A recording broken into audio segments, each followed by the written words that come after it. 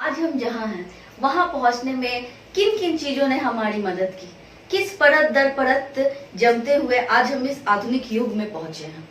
आज की क्लास में हम ये जानेंगे। मैं श्वेता तिवारी और आप देख रहे हैं आरवी क्लासेस 30। आज का हमारा न्यू चैप्टर है जो एनसीईआरटी क्लास 7 के हिस्ट्री से लिया गया चैप्टर 1 है, जिसका नाम है हजारों वर्षों के दौरान हुए परिवर्तनों की पड़ताल। यानी कि हजारों वर्षों में जो परिवर्तन हुए वो परिवर्तन जो आज आधुनिक दौर तक पहुंचे हुए, मतलब कि प्राचीन काल में जो परिवर्तन हुए और जो आधुनिक युग में हम लोगों ने कदम रखा, उनके बीच में जितने भी परिवर्तने हुए हैं, जितने भी सरकमस्टांसेस आई हैं, उन सारी सरकमस्टांसेस को आज की वीडियो में हम लोग कवर करेंगे। इस चैप्टर में हमें जानने को मिलेगा कि मुख्य रूप से हजारों वर्ष पहले 700 से लेकर 1750 ईस्वी तक के केंद्र के बारे में, यानी कि 700 से लेकर 1750 ईस्वी तक में कितनी सारी परिवर्तनों ने हमारी पृष्ठभूमि, हमारे भारत को ये आयाम दिया कि आज हम इस आधुनिक युग में कदम रख चुके हैं।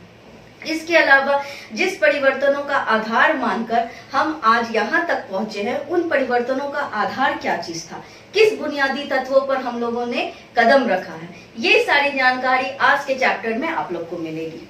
तो इस चैप्टर में हम लोगों को पढ़ने के लिए क्या क्या मिलेगा। सबसे पहले तो हम लोग मैप वर्क जानेंगे कि प्राचीन काल में सबसे पहला मैप कब बनाया गया था, कब मानचित्रों का निर्माण हुआ था।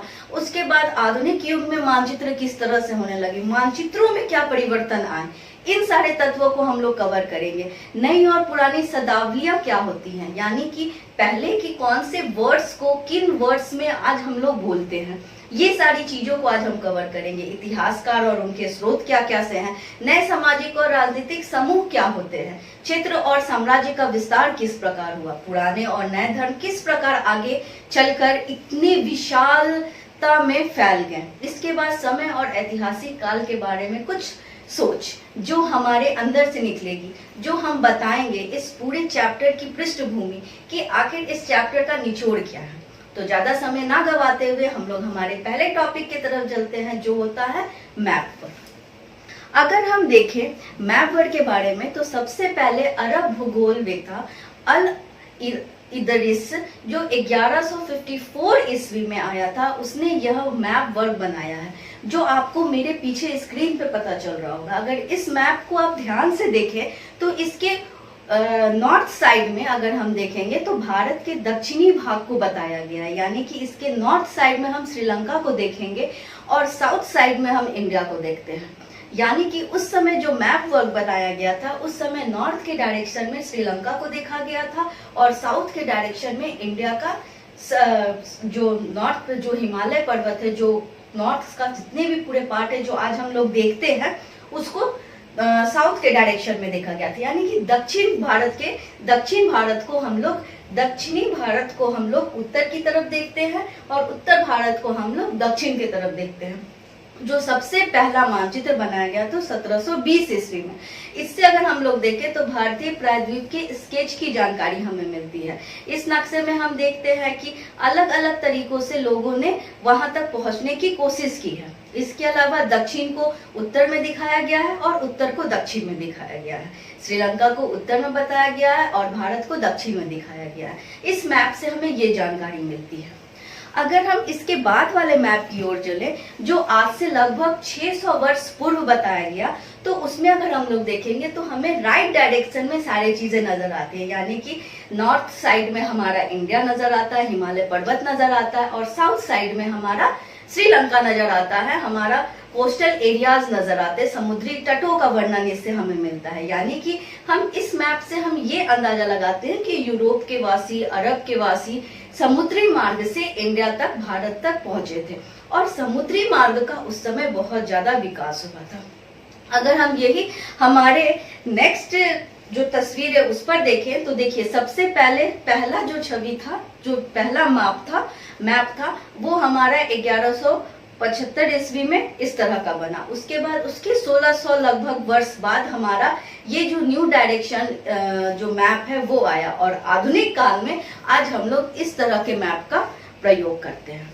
जो हमें पूरी अच्छी तरह से विस्तृत जानकारी देता है। यानी कि परत दर परत ना ही हमारे जीवन में मतलब बल्कि हमारे समाज में, हमारे सोसाइटी में, हमारे मानचित्र लेखन में, चित्रकारी में, लेखन कला में, इन सब में परिवर्तन हुए, जो आज हमारा आधुनिक रूप लेकर हमारे सामने प्रस्तुत हुआ है।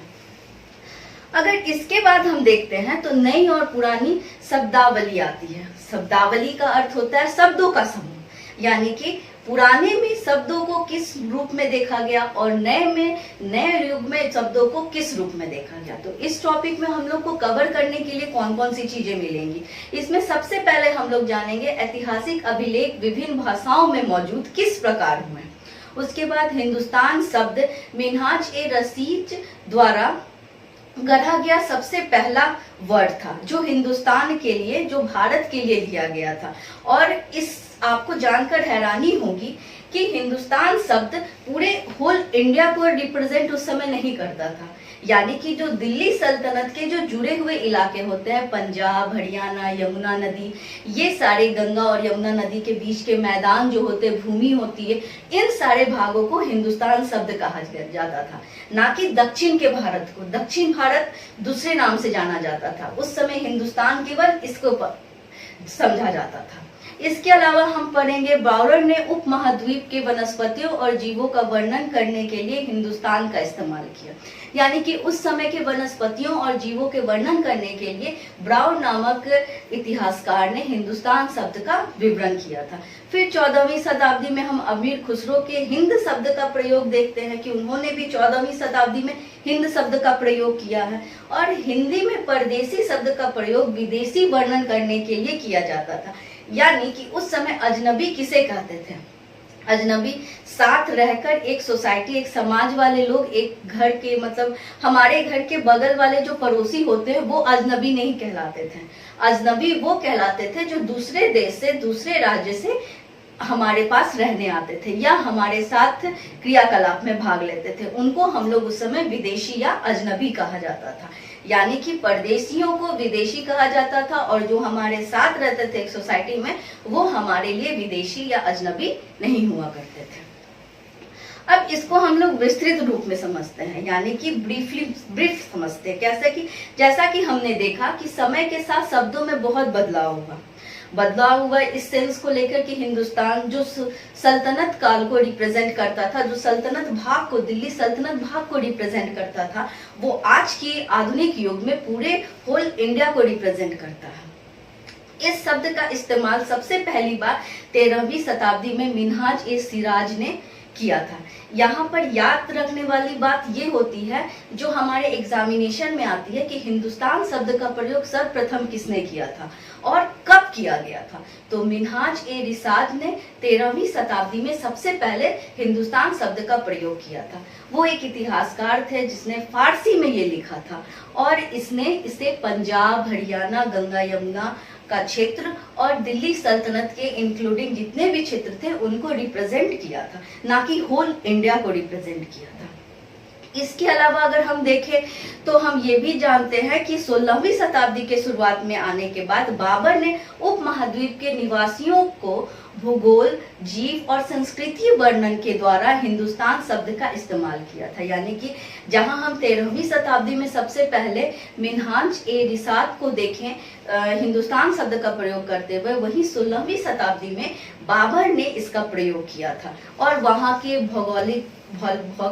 भौगोलिकताओं को दिखाने के लिए, वहां के जीवों को दिखाने के लिए, वहां के वनस्पतियों को दिखाने के लिए, संस्कृति को बताने के लिए हिंदुस्तान शब्द का प्रयोग किया था।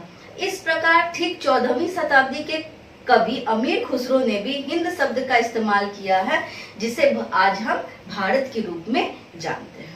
यानी कि सांस्कृतिक इकाई का विचार मौजूद था उस समय भी हमारे सोसाइटी में, उस समय भी हमारे समाज में सांस्कृतिक इकाई जो थी वो मौजूद थी और हिंदुस्तान शब्द का जो आज हम लोग प्रयोग करते हैं वो 13वीं शताब्दी में उसकी नींव रखा चुकी थी।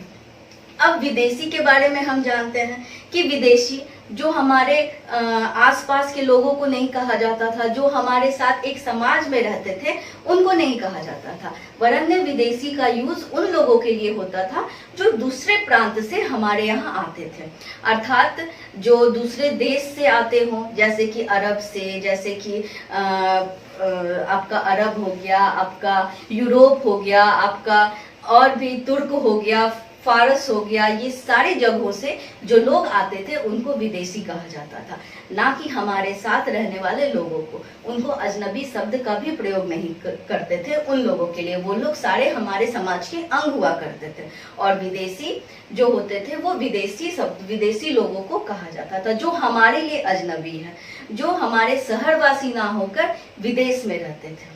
तो इस प्रकार इस हम इकाई में देखते हैं कि किस प्रकार पुरानी परत दर परतों ने हमें आज आधुनिकता के मोड़ पर लाकर खड़ा कर दिया है।